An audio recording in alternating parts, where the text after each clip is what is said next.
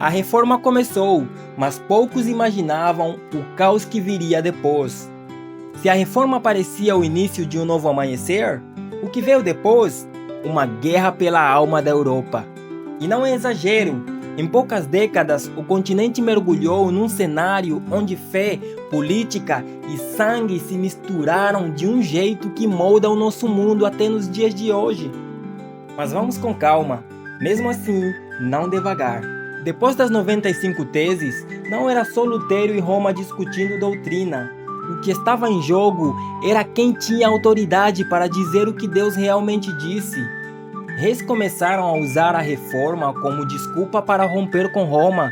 Príncipes alemães se dividiam entre lealdade ao Papa e lealdade às Escrituras. E no meio de tudo isso, o povo só tentava sobreviver.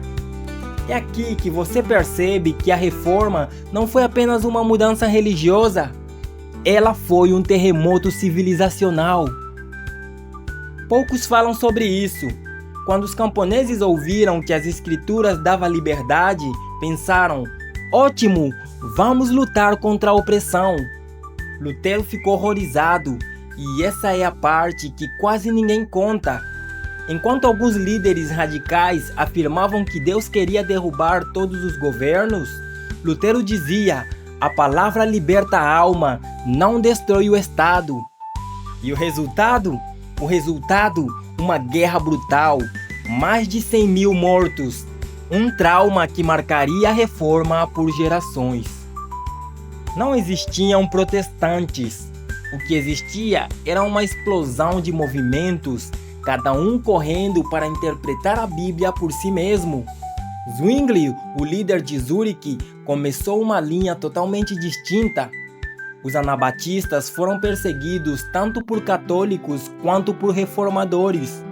Calvino, em Genebra, criou uma comunidade cristã tão organizada que Roma o chamava de a República de Javé.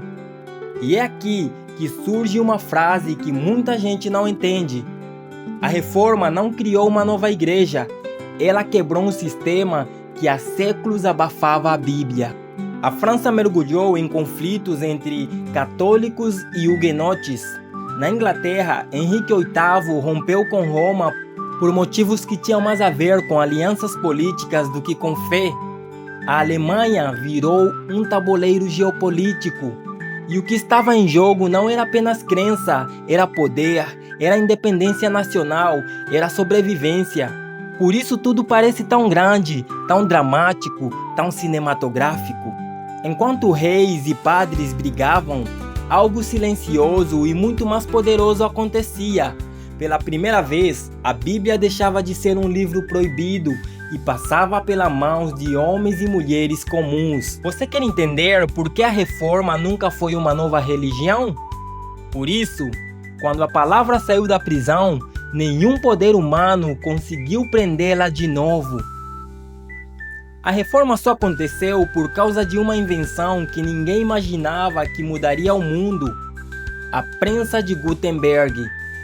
Sem ela, as 95 teses teriam sido só mais um papel na porta de uma igreja.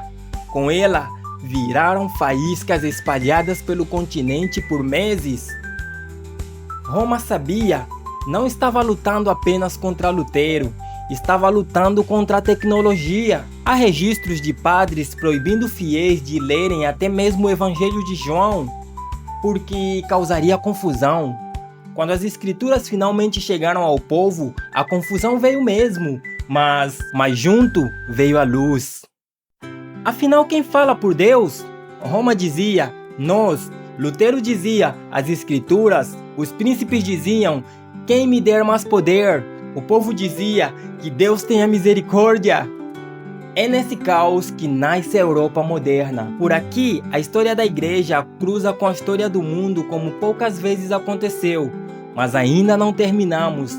O próximo episódio vai entrar num ponto que muitos evitam. Como a reforma abriu portas para uma nova visão de liberdade, mas também para desvios, guerras e transformações que ainda sentimos hoje. E você não vai querer perder isso.